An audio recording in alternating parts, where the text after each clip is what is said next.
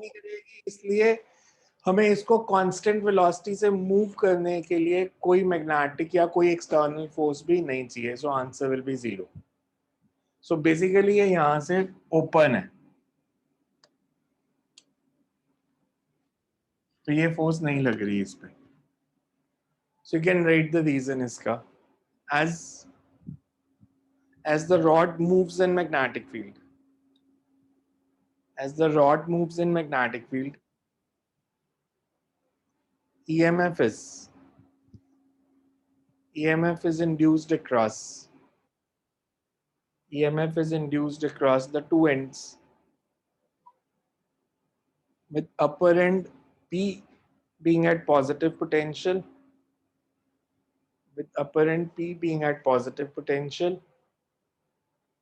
and lower end Q at negative potential. Sir ये आपने second question करवा रहे हो आप? But as the two ends of conductor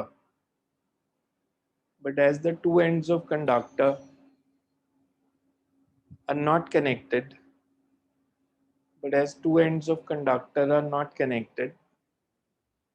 closed loop is not formed. Two ends of conductor are not connected, closed loop is not formed. No induced current flows through the conductor.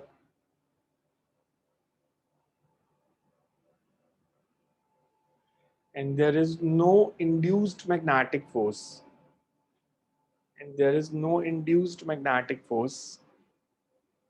Which opposes. There is no induced magnetic force which opposes the motion of conductor. Thus, to move with constant velocity, no external force is required.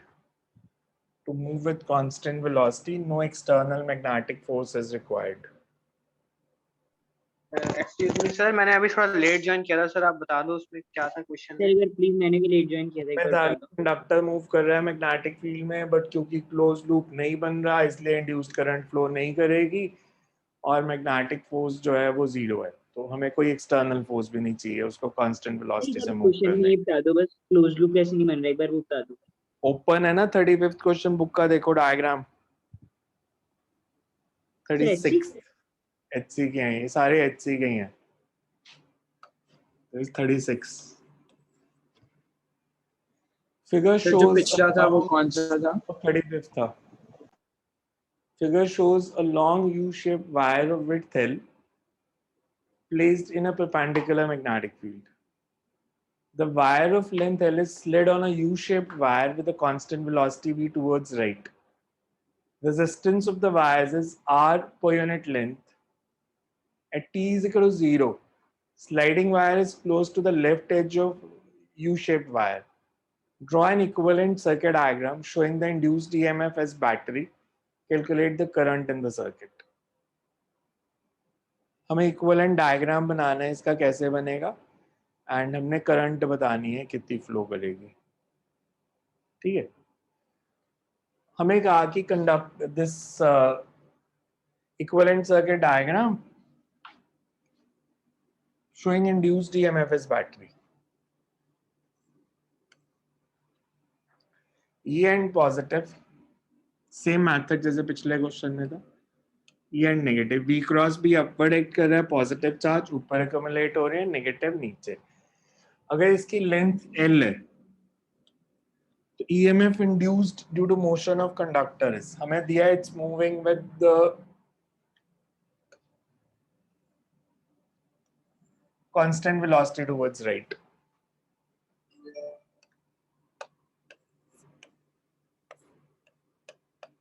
It says loop moves with constant velocity.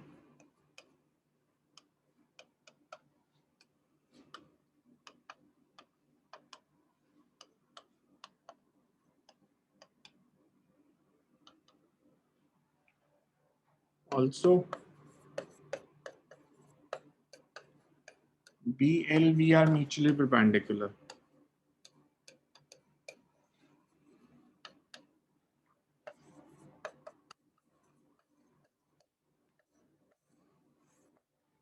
EMF induced is BLV.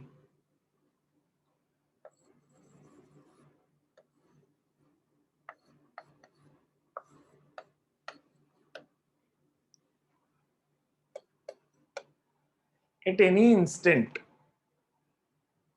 resistance of the circuit is. अगर ये rod constant velocity v से move कर रही है तो ये time t में कितना डिस्टेंस ट्रैवल कर लेगी? VT इस पॉइंट से लेके ये टोटल लेंथ कितनी होगी? 2VT plus L. 2vt plus L. So we say at any instant,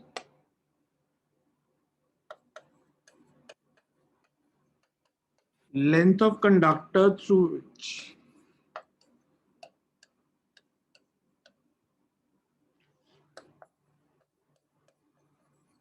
current flows is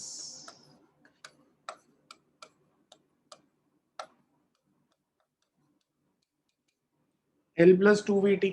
ठीक है, ये रेजिस्टेंस पर यूनिट लेंथ आ रहा है, मतलब 1 मीटर की रेजिस्टेंस आ रहा है, तो इसकी कितनी हो जाएगी? टोटल रेजिस्टेंस कितनी हो जाएगी? Resistance per unit length into length, R into L plus 280. मतलब ये इसकी रेजिस्टेंस है। करंट कितनी हो जाएगी? Total EMF upon total resistance.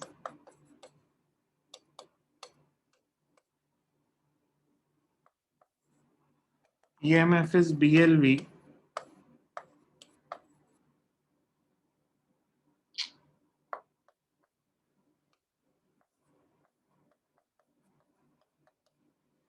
ये करंट इन द सर्किट और इक्विवेलेंट डायग्राम। सर 12 नहीं होना चाहिए क्योंकि सर दो 12 होगा क्योंकि वहाँ पे दो साइड से पास कर रहे क्योंकि हैं। सर दो साइड से करंट आ जाएगा। हाँ, इसमें भी है L, ठीक है, ये भी 2 ही है। Total length 2L plus 2VT है, ठीक है। वो सर एक बार VT बताना।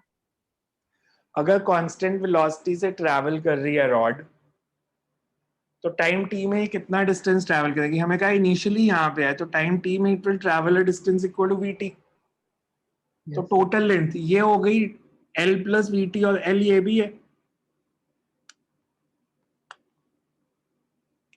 तो इधर करंट फ्लो कर रही है ना इसमें। यस सर, ठीक।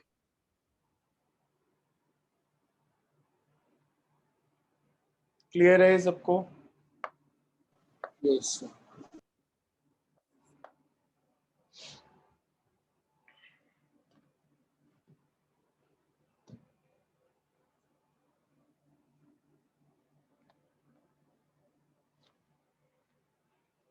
Consider situation shown in figure. This is question number 38. The wire PQ has mass M, resistance R, and can slide on a smooth horizontal parallel rail separated by distance L. The resistance of the rails is negligible. पहले resistance per unit length of rails दी थी, इसमें क्या है? Resistance of rails is negligible. Uniform magnetic field B exists in a rectangular region, and resistance R connects the rails outside the field region. कि जो resistance R लगी है वो magnetic field के बाहर है। At t is equal to 0, the wire PQ is pushed towards the right with speed V0. Find the current in the loop at an instant when the speed of wire is V. Acceleration at that instant, velocity as a function of x, and the maximum distance it will move. Maximum distance the wire will move. Question number 38 book का देखो कैसे करें।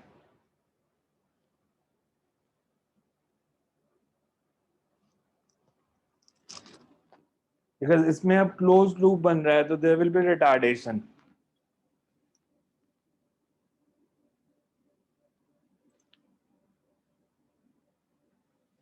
First part में तो मतलब EMF by total resistance ही हो जाएगा। EMF by total resistance हो जाएगा BLV upon R plus R.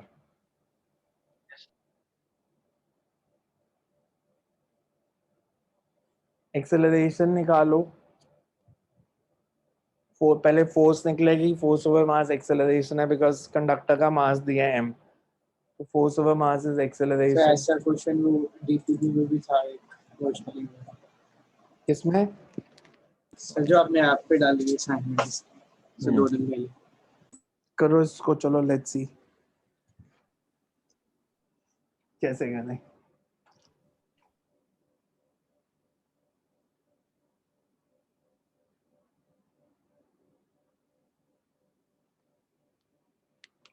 हमें कंडक्टर की रेजिस्टेंस दिया है और एक्सटर्नल रेजिस्टेंस दिया है कैपिटल आर, तो total resistance is small r plus capital are.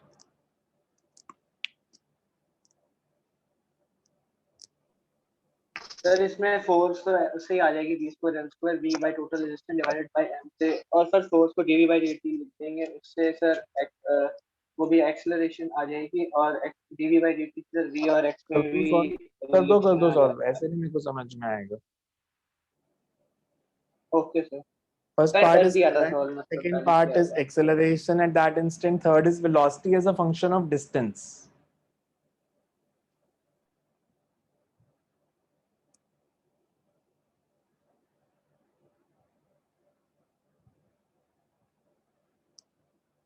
and the maximum distance the wire will move. So acceleration b square l square v by m into small r plus capital R है. b square l square v upon m r plus r, ठीक है। So VdV by dx से वो निकल।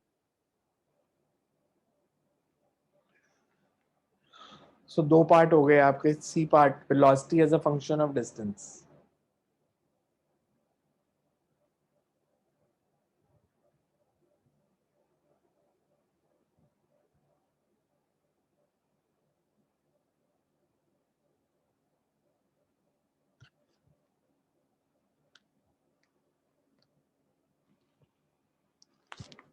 Sir velocity as a function of distance है v is equal to v naught minus v square l square x by m by r plus r।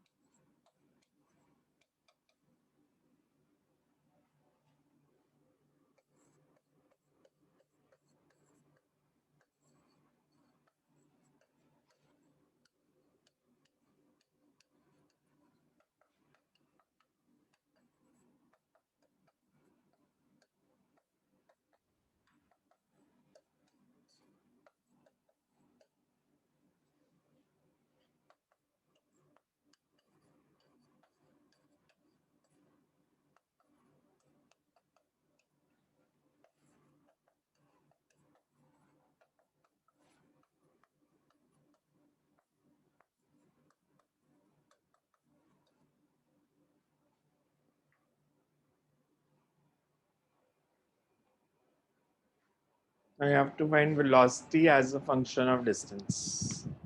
A can be written as dv by dt, v into dv by dx लिखेंगे मतलब बाद में उसे। v into dv by dx। करो answer क्या आ रहा है? तो v is equal to v naught minus b square l square x by m by capital R plus r। Formula आसान बन गया है।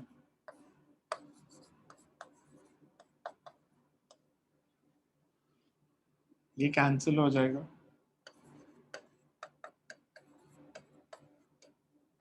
ये सारी टर्म कांस्टेंट है।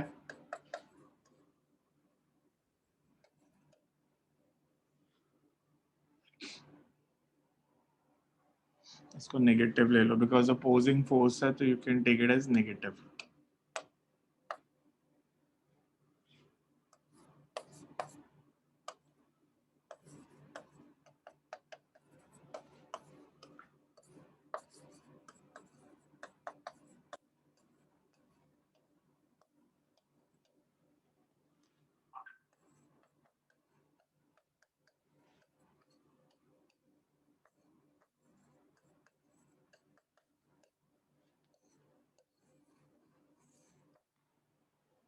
This is velocity as a function of distance.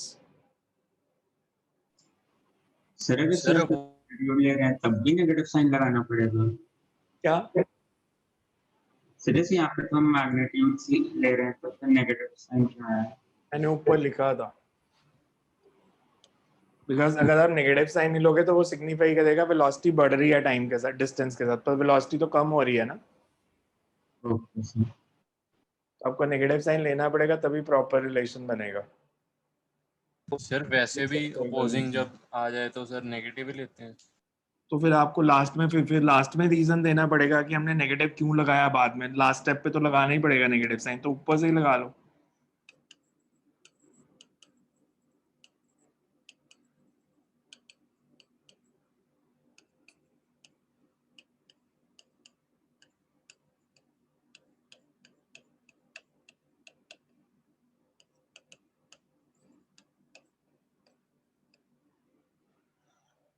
कितना डिस्टेंस ट्रैवल करके, maximum कितना डिस्टेंस ट्रैवल करके रुक जाएगी? मैक्सिमम v0 हो जाएगा, मतलब जब रुक जाएगी। v0 हो जाएगा। v naught is equal to b square l square x m into r।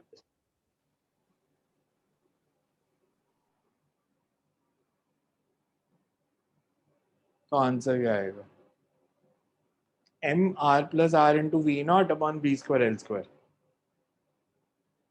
Because हमने डिस्टेंस निकालना है तो वेलोसिटी को जीरो पुट कर देंगे तो विल गेट द आंसर।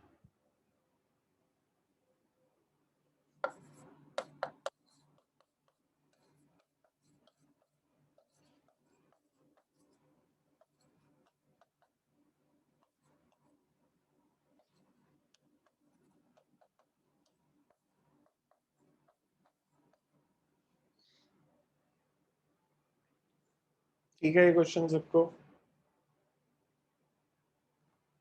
समझ में आया? हाँ जी sir.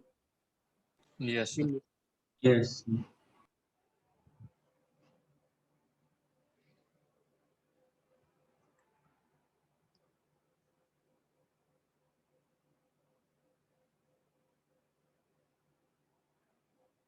This is question number 40.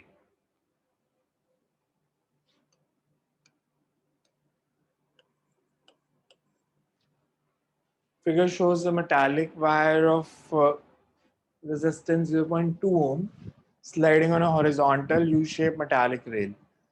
Separation between parallel arms is 20. Electric current of 2 microampere passes through the wire when it slid at a rate of 20 centimeter per second. If horizontal component of Earth's magnetic field is 3 into 10 to the power minus 5 Tesla, calculate dip at that place.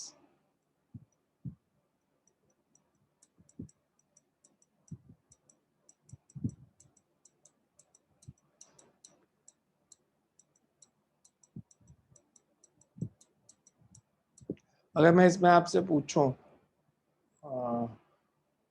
Metallic rails की तो कोई resistance दी नहीं है, speed दी है, length दी है और horizontal component of earth field दी है, डिप बतानी है। EMF induced BLV, current is BLV over R, तो डिप कैसे निकलेगी?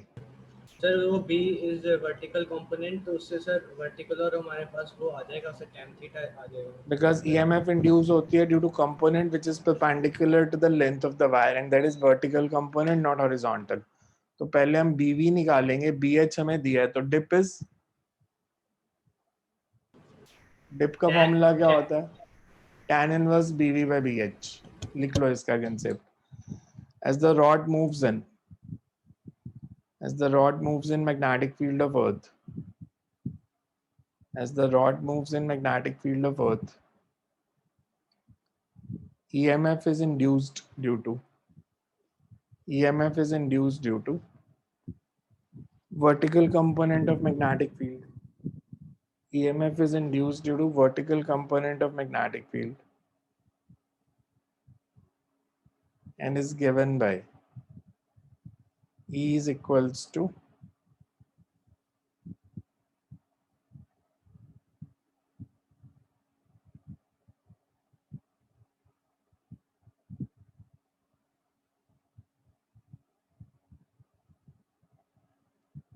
BV into VL, the vertical component into VL.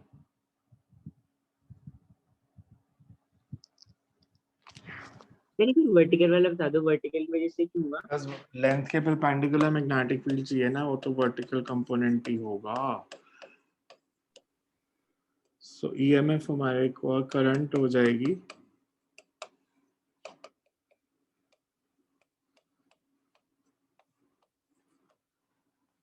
तो BV is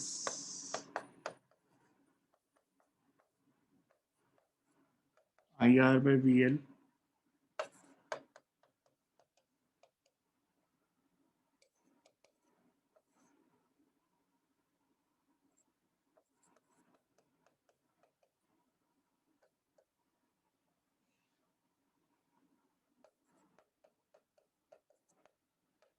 वैल्यू देख लो क्या आती है.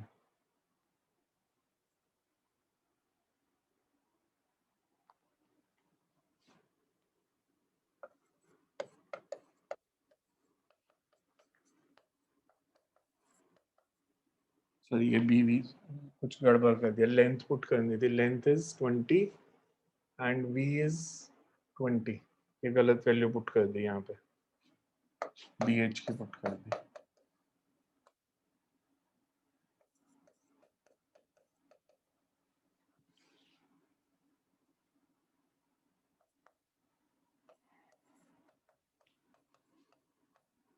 BV देखो आपका क्या है, BH गिवन है.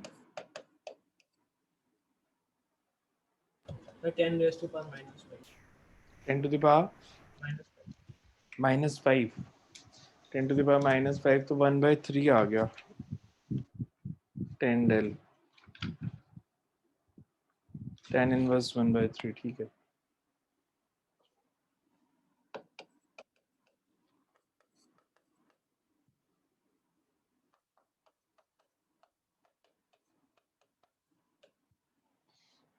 tan inverse 1/3. तो लेंथ क्योंकि हॉरिजॉन्टल है, ऐसे मूव कर रही है, तो आपको मैग्नेटिक फील्ड इसके परपेंडिकुलर लेना था, तो कभी भी हॉरिजॉन्टल कंपोनेंट से सॉल्व नहीं करेंगे.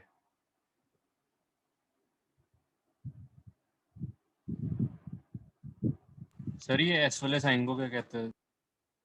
कौन से साइन को? सर जो angle play. Del.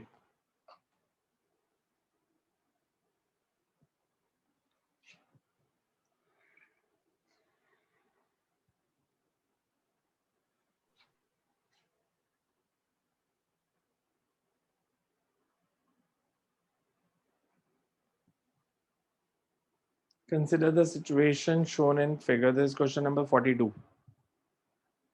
Wires P1 Q1 and P2 Q2 दोनों की resistance 2 ohm दी है, are made to slide on the rails with the same speed 5 centimeter per second. Find the current in 19 ohm resistance when both the wires move towards right. P part is P1 Q1 move towards left and P2 Q2 move towards right.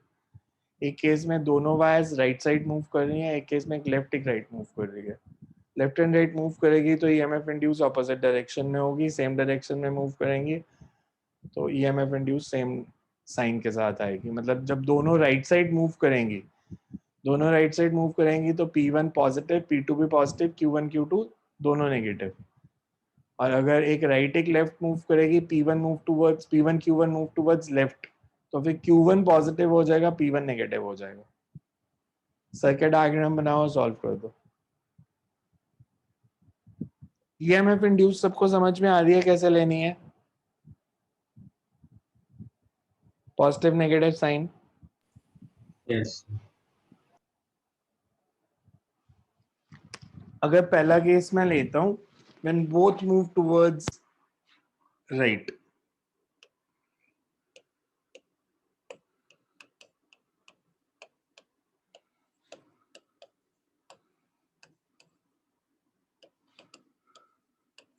Shri cross line की dots हैं, वो clear दिख नहीं रहा है. crosses inwards. Invert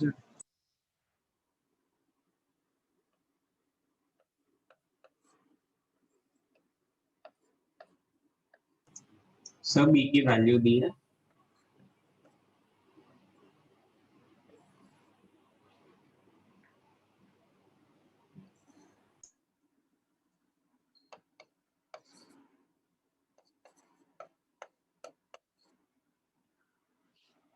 में are question में दिया 2 ओम, स्पीड दिया 5 सेंटीमीटर पर सेकेंड,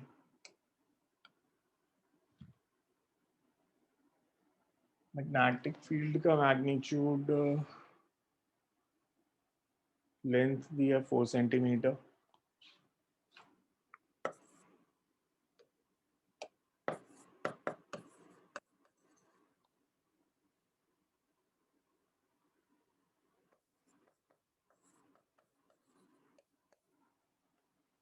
मैग्नेटिक फील्ड यहाँ दिया क्वेश्चन में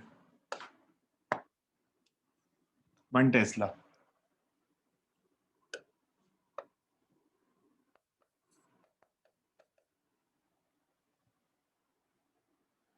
So current electricity का सर्किट बना के find the current through 19 ohm.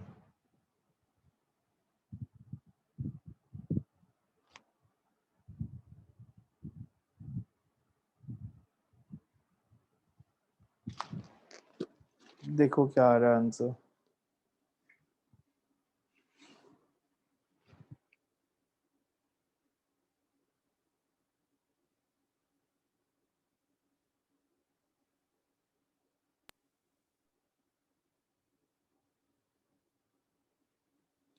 ये आइडेंटिकल सेल्स इन पैरेलल हैं या non identical cells in parallel हैं? Identical parallel. आइडेंटिकल सेल्स हो तो net EMF is same.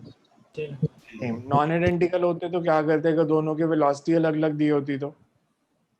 Milman Millman's theorem. फिर मिलमैन्स theorem E1 by R1 plus E2 by R2 upon 1 by R1 plus 1 by R2।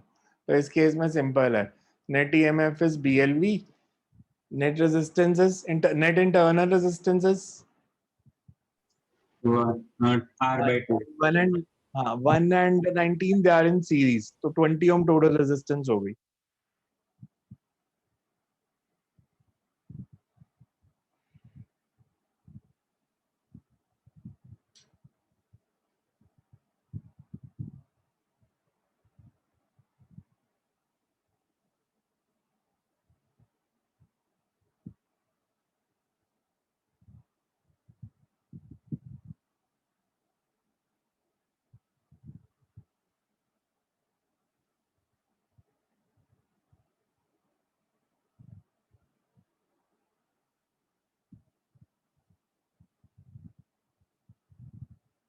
Sir, हो गया।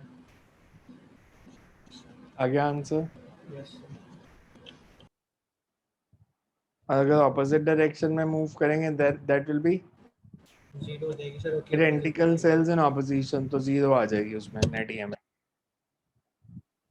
Sir इसमें एक wire पे दूसरी वायर के कारण जो मैग्नेटिक फील्ड लगेगी उसको नहीं ऐड करेंगे? एक मिनट, क्या कह रहे हो आप? सर जब करंट इंड्यूस होगा तो वायर में भी अपनी मैग्नेटिक फील्ड आएगी ना? तो उससे क्या होगा? आ जाए मैग्नेटिक फील्ड, मतलब सर लाइक हमने इसमें P1 बेसिकली Q1 पे PQ। एक इंस्टेंट पे हमने बताना है, एक इंस्टेंट पे बताना है, मतलब जब उन्होंने कहा है कि मैग्नेटिक फील्ड को 1 टेस्ला लेना है तो आप इसमें इंड्यूस्ड मैग्नेटिक फील्ड निकाल के उसको ऐड या सब्ट्रैक्ट नहीं करोगे, बिकॉज हमें कहा है कि बी को 1 टेस्ला लेके सॉल्व करना है। बिकॉज इंड्यूस्ड मैग्नेटिक फील्ड जो है वो तो वेरिएबल है, वो वी पे डिपेंड करेगा और फिर उसको वैल्यू भी निकालनी पड़ेगी, तो वो सब करने की जरूरत नहीं होती है ऐसे क्वेश्चंस में, सीधा ही करते हैं हम। बिकॉज वैसे भी इंड्यूस्ड मैग्नेटिक फील्ड का मैग्नीट्यूड निकालोगे तो वो अप्लाइड से बहुत कम आएगा। सर इसका आंसर क्या है वैसे, करंट क्या आ रहा है? करंट का आंसर आना चाहिए इसका 0.1 मिली एम्पियर। यस। Yes. हो गया सबका? Yes. Yes, sir.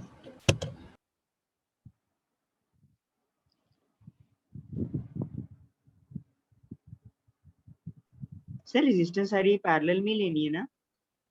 Resistance 2 parallel में, 19 ओम तो सीरीज में है। हाँ जी सर, हाँ जी वही कह रहा हूँ सर, वही हाँ कह रहा हूँ।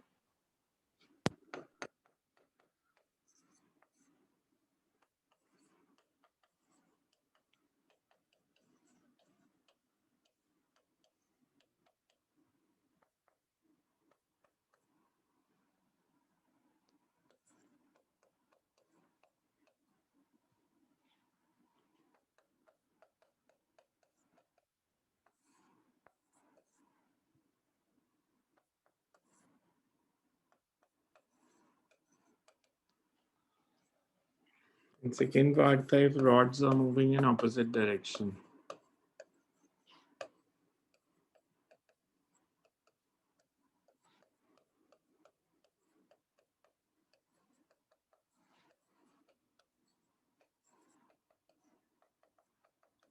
EB 0 और IB 0.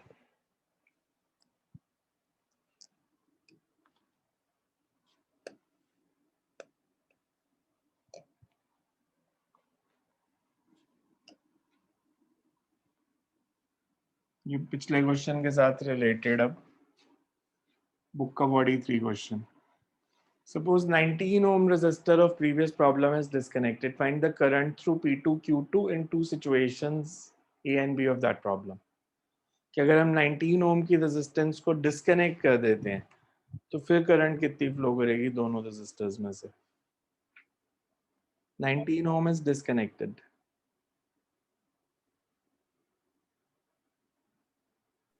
सर पहले वाले का तो 0 ही हो जाएगा. पहले वाले में 0 हो जाएगा. क्यों? सर एरिया तो अनचेंज ही है. मोशनल ईएमएफ होगी या नहीं होगी? मोशनल ईएमएफ होगी या नहीं होगी? अगर हम ऐसे लेते हैं तो वो रेंज कनेक्टेड ही नहीं होंगी तो लूप पे ओपन हो जाएगी. कनेक्टेड तो हैं. सर ये रेजिस्टर किस में वायर लगी हुई है?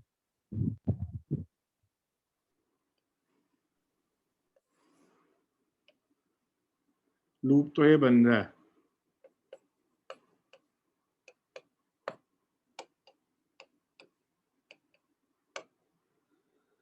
इसका जो इक्विवेलेंट डायग्राम बनेगा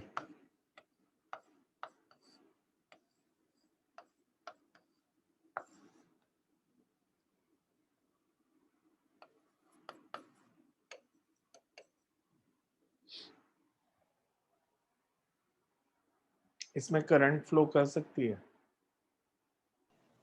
नहीं करेगी. नहीं करेगी सर. क्योंकि नेट ईएमएफ 0 हो जाएगी. 0. तो दूसरे केस में है कि ऑपोजिट. इसमें ए पार्ट में 0, बी पार्ट में डायग्राम ऐसे बनेगा.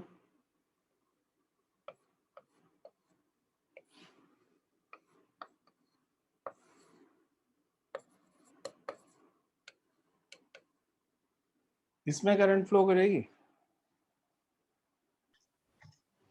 Yes, sir. Yes, sir. कितने? एंड सर इसके अंदर 2E over 2R E over R हो जाएगी. करंट कितनी होगी?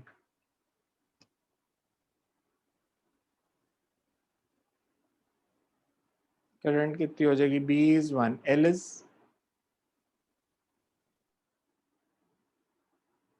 0.04. तो फिर करंट कितनी?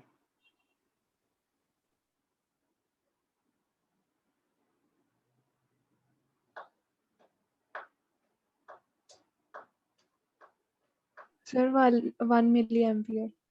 2E by 2R.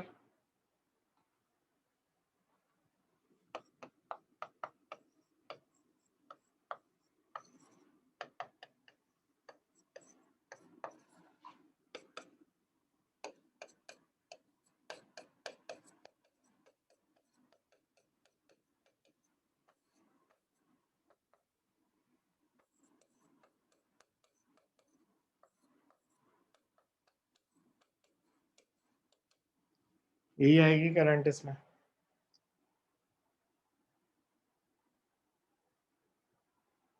ठीक है. सर हम इसके फर्स्ट पार्ट में ऐसे बोल सकते हैं कि मतलब एरिया चेंज नहीं कर रहा तो मतलब सर फर्स्ट पार्ट तो कुछ नहीं है यार. फर्स्ट पार्ट का अगर मैं सिंपलीफाइड डायग्राम बनाऊं तो फर्स्ट पार्ट ये है ना. यस. इसमें करंट फ्लो कर सकती है. ई सेम है तो, बिकॉज इन दोनों पॉइंट्स के क्रॉस नेट पोटेंशियल डिफरेंस तो 0 हो गया. रेजिस्टेंस कुछ भी हो, करंट फ्लो ही नहीं कर सकती.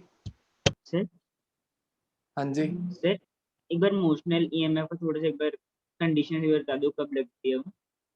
मोशनल ईएमएफ हमेशा लगती है, मतलब हमने फॉर्मूलाज का स्केलर फॉर्म में किया था बीएलवी, जब बीएल और वी म्यूचुअली परपेंडिकुलर है, अगर म्यूचुअली परपेंडिकुलर नहीं है तो फॉर्मूला क्या था, v cross B dot dl की इंटीग्रेशन।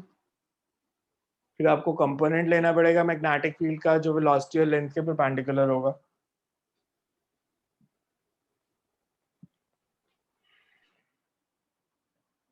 थ्योरी ध्यान से पढ़ते नहीं हो, थ्योरी पढ़ोगे तो फिजिक्स समझ आएगी। आपने एक बार जो 30 या आपने एक बार 30 क्वेश्चन करवाया था इसमें आपने कहा सर्किट ओपन है, उसमें क्यों नहीं लगा मोस्टली ये में?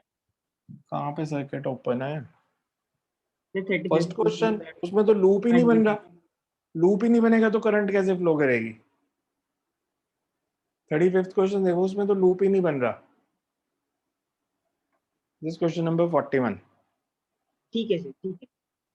A wire AB, length L, mass M, resistance R, slides on a smooth, thick pair of metallic rails. Plane of the rails makes an angle theta with horizontal. Vertical magnetic field exists in region. Wire slides on the rails at a constant speed v. Show that b is equals to, हमें दिया constant speed से नीचे slide कर रही है, मतलब acceleration due to gravity का जो component है वो magnetic force के component से balance हो रहा है। कांस्टेंट स्पीड तभी होगी ना जब इस पे नेट फोर्स जीरो होगी। अगर मैं इंक्लाइन प्लेन पे किसी बॉडी को रखता हूं तो एक्सेलरेशन, ग्रेविटी का कौन सा कंपोनेंट एक्ट करेगा parallel to the plane? G cos theta, g sin theta, g sin theta. तो वो जी sin थीटा को कोई बैलेंस कर रहा होगा तभी वो नेट फोर्स जीरो आ रही है। आपको बेसिकली ग्रेविटी का कंपोनेंट्स पैरेलल टू प्लेन और मैग्नेटिक फोर्स का component parallel to the plane, उसको बैलेंस करना, only then it can move down with constant velocity. So concept लिख लो पहले। As the rod slides down, as the rod slides down,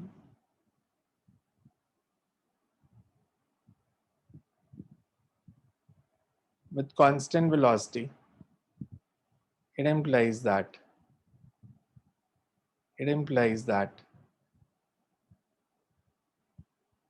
net force on the rod is,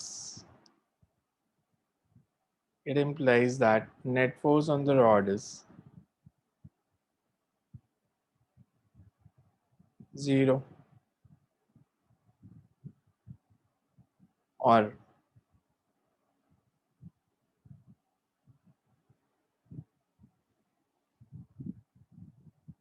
the component of magnetic force will balance the component of gravitational force along the inclined plane. पहले इसका diagram complete करो। आ गया sir. हो गया sir.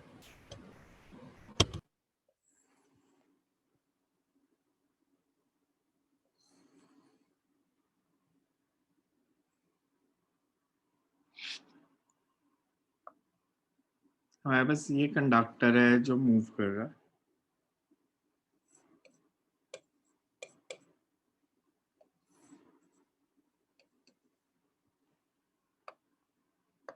Velocity का component जो magnetic field के perpendicular है, that is v cos theta.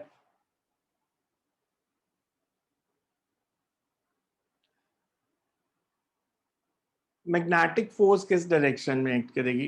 It is always perpendicular to both v as well as b। तो मैग्नेटिक फोर्स किस डायरेक्शन में एक्ट करेगी? Sorry, I L cross B. I L cross B की direction क्या होगी? इस मैं अगर इसकी बात करूं, कंडक्टर का 3D व्यू है, मतलब मैं ऊपर से देख रहा हूं, तो इसमें करंट किस डायरेक्शन में है?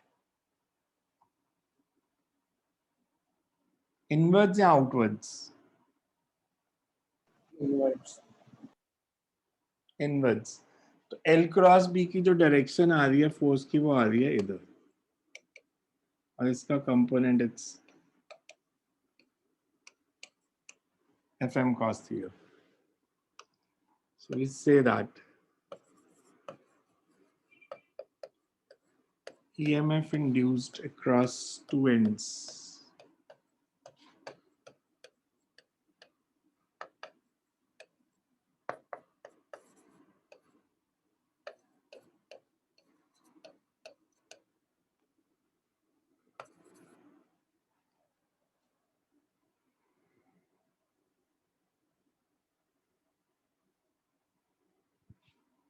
current is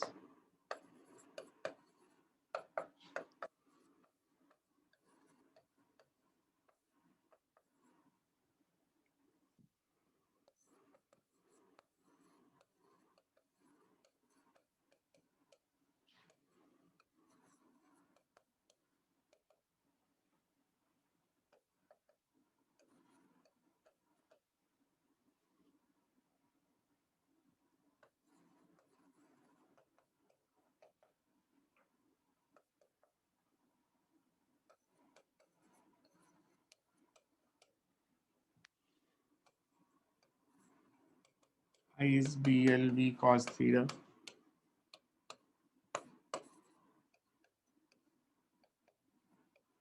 सर मैं फोर्स की डायरेक्शन समझा दूँ ना प्लीज। करंट की डायरेक्शन बताओ मेरे को बेटा क्या होगी? बिना करंट की डायरेक्शन के आप मैग्नेटिक फोर्स की डायरेक्शन कैसे निकालोगे? करंट की डायरेक्शन बताओ। क्लॉकवाइज। क्लॉकवाइज नहीं, कंडक्टर के अंदर पूछ रहा हूँ मैं।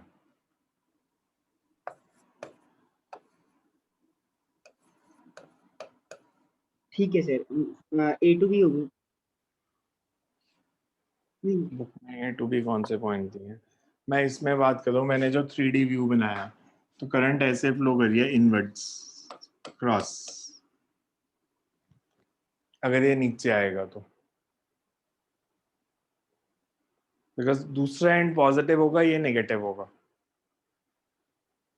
मतलब आप बुक के डायग्राम के हिसाब से देखोगे तो बी नेगेटिव होगा, ये पॉजिटिव होगा, तो करंट फ्लो बी टू ए करेगी।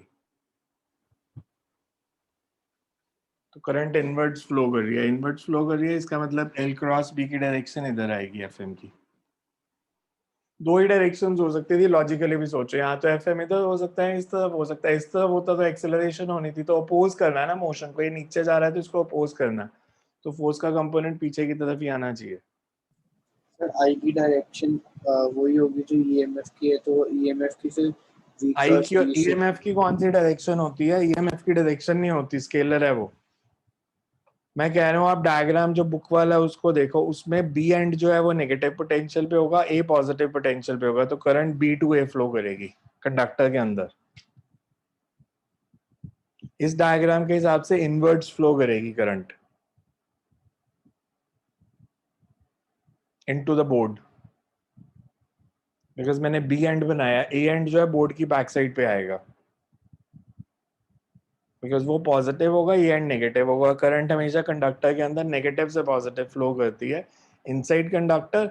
एक्सटर्नल सर्किट में it flows from positive to negative, मतलब externally A to B, internally B to A. Sir मैं थोड़े से नीचे कर दूँ। एफएम की वैल्यू डालो, एफएम क्या है? I L B, I is B L B cos theta by R. नीचे क्यों करूं मैं? मतलब ऐसी चीजें खुद करो ना, कॉपी थोड़ी करना है। एफएम की वैल्यू डालो, सॉल्व करके देखो। अगर कुछ लोगों का होता है तो सबका होना चाहिए। एफएम की वैल्यू डालो, खुद से सॉल्व करो।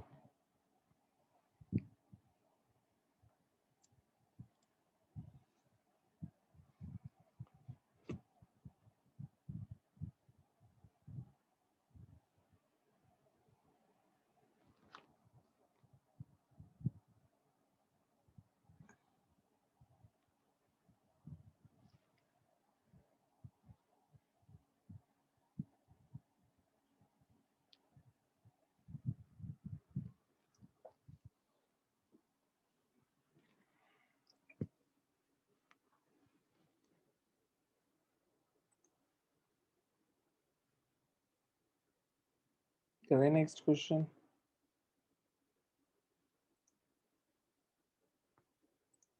Yes, sir.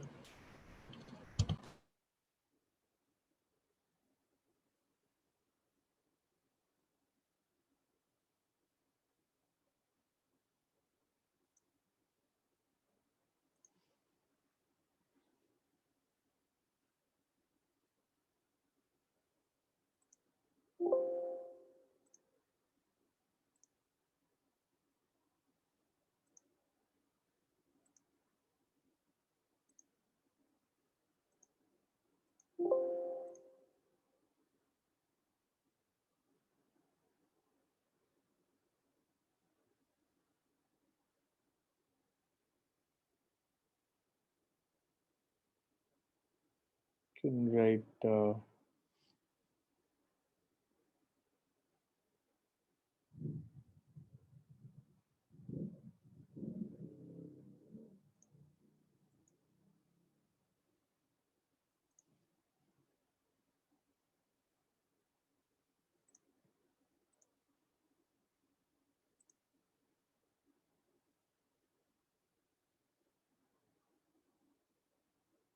बुक का नहीं, कोई और कहते हैं। बुक के तो मेन ये इसी टाइप के क्वेश्चन है।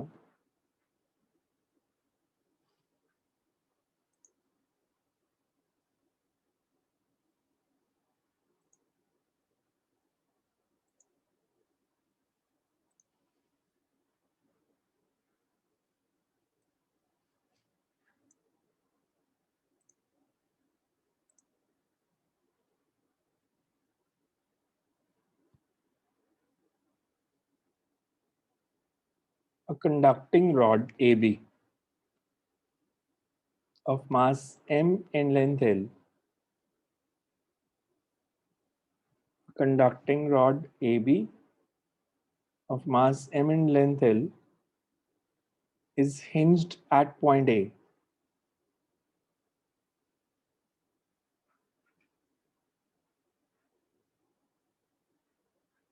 Sir, of mass m. Mass m and length L is hinged at point A. It can rotate freely in vertical plane.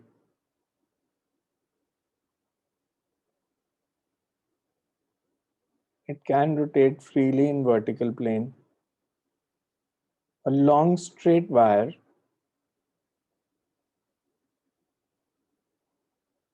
is vertical and carrying current I.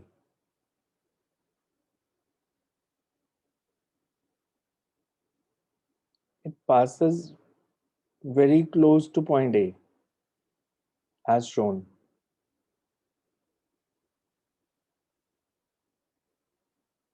Sir कैसे passes की बात क्या बोले थे?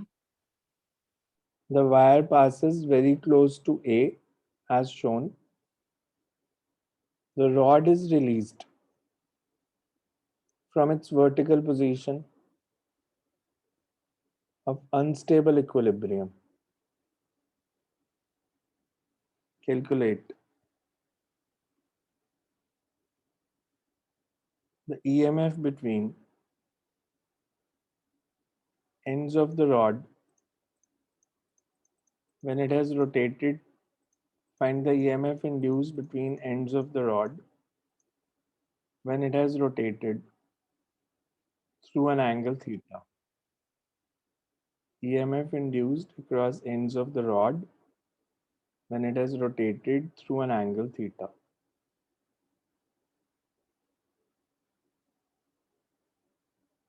ठीक है, आपको क्वेश्चन में डायग्राम दिया है साथ।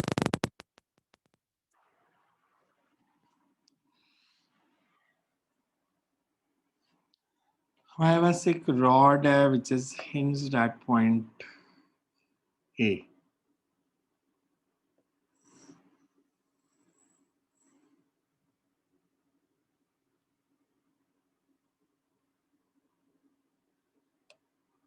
ऐसे नहीं है ये, inclined.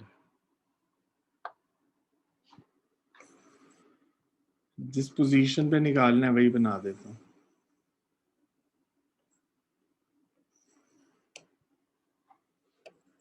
यहां से हिंज्ड है,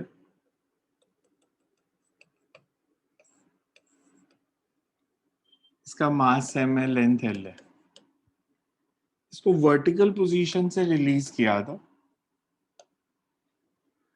और एक करंट कैरिंग वायर है which passes very close to point A.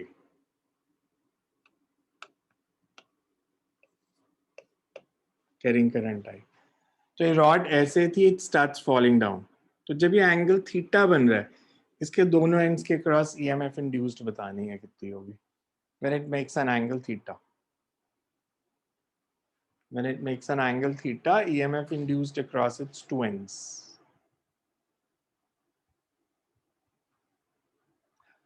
पहली बात, वायर का मैग्नेटिक फील्ड पूरी रॉड पे सेम है या डिफरेंट है? Different. मतलब मैं सीधा BVL तो नहीं लगा सकता, पहले मेरे को एक स्मॉल कंपोनेंट के क्रॉस EMF इंड्यूस निकालनी पड़ेगी, फिर इंटीग्रेट करना पड़ेगा। तो मैंने स्मॉल कंपोनेंट मान लो इधर लिया dx,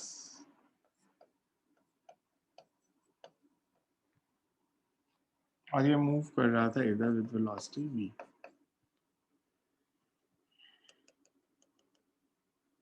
ये डिस्टेंस x है। मैग्नेटिक फील्ड इस स्मॉल लेंथ dx पे कितना होगा वायर के कारण? Mu naught I by 2 pi d 2 pi d, by d.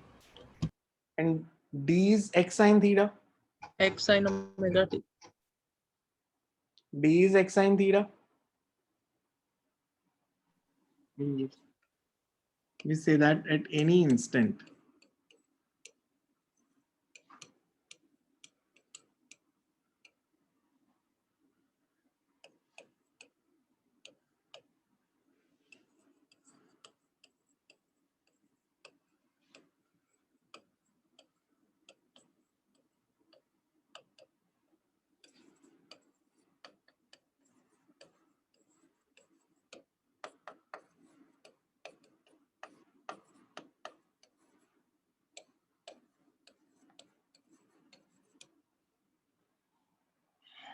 इस ट्रायंगल में अगर हम देखें तो sin theta is d by x,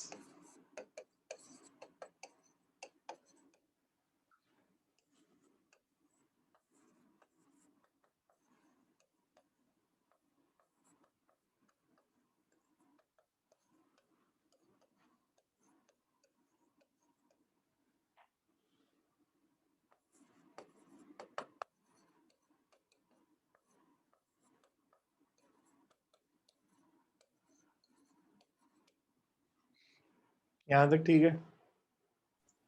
Yes. X varies from 0 to L.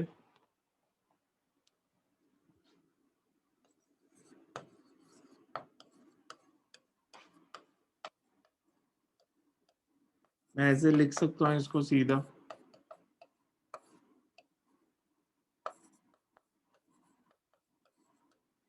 dx की इंटीग्रेशन L। अब क्वेश्चन में ओमेगा नहीं है, बट मेरे पास एक कंसेप्ट है। अगर मेरे को इसकी ओमेगा वर्टिकल पोजीशन से रिलीज किया तो इस पॉइंट पे ओमेगा निकालना है, तो हम लेंगे कि potential energy is getting converted into Rotational kinetic energy. Rotational kinetic energy. तो एनर्जी कंजर्वेशन की इक्वेशन क्या बनेगी? पोटेंशियल एनर्जी कितनी कम हो रही है? mgl by 2 is equal to half. Is equals to Half I कितना? ml square square ml square by 2 ml square by ml square by 3. ml square by 3 into omega square.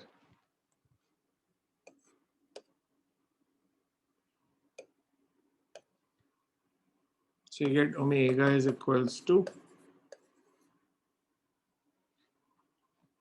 3g1 minus cos theta upon L. ये value डाल देंगे, that will be answer. Under root 3g1 minus cos theta by L. ये सबको समझ आ रहा है because this is +1. Potential sir, ये energy एक बार getting ही बता converted दो, into समझ rotational नहीं आया। kinetic energy. रॉड अगर इस पोजीशन पे है, इसको मान लो रेफरेंस, जब ये इस पोजीशन पे है, इसकी पोटेंशियल एनर्जी कितनी है? mgl/2। जब इस पोजीशन पे आ गई तो सेंटर की हाइट कितनी हो जाएगी? ये अगर l/2 है तो this would be mgl by 2 sin theta. Angle theta. ऐसा cos theta हो जाएगा. तो change in potential energy is mgl/2 1 minus cos theta. इसको रोटेशनल से इक्वेट करना है, और मोमेंट ऑफ इनर्शिया आपको रॉड का पता है 1/3 ml² अबाउट वन एंड। समझ में आया कैसे किया? ये स्कूल लेवल का नहीं है, बाकी जो किए थे they were school level, this is not school level, ये थोड़ा सा हायर लेवल है। पर ऐसा कुछ नहीं है कि समझना है। अगर आपको कंसेप्ट क्लियर है तो बहुत आराम से कर सकते हो। मुश्किल आती है अगर बी और वी में एंगल चेंज हो रहा होता है, डबल वेरिएबल बनता है अगर, तो उसको सिंगल में चेंज करना पड़ता है। इसमें वैसा कुछ है नहीं। क्लियर है सबको ये? हाँ जी। सर इसमें मैंने यही पूछना था कि एंगल चेंज नहीं कर रहा 0 से थीटा। मैग्नेटिक फील्ड की डायरेक्शन क्या है वायर के? वायर का मैग्नेटिक फील्ड किस डायरेक्शन में है? रॉड पे।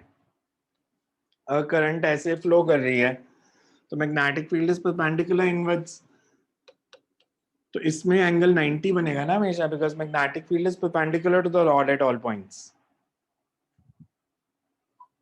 तो एंगल 90 डिग्री है हमेशा ही, बिकॉज हमें नहीं तो मुश्किल आती, क्योंकि हमें अगर परपेंडिकुलर ना होता तो हमें वेलोसिटी का वो कंपोनेंट लेना पड़ता है जो मैग्नेटिक फील्ड के परपेंडिकुलर है। तो इसमें तो दिया ही है कि जो मैग्नेटिक फील्ड है that is perpendicular to the velocity as well as dx, क्योंकि magnetic field perpendicular to the plane है और dx और वेलोसिटी इन द प्लेन है। क्लियर है सबको ये? Yes sir.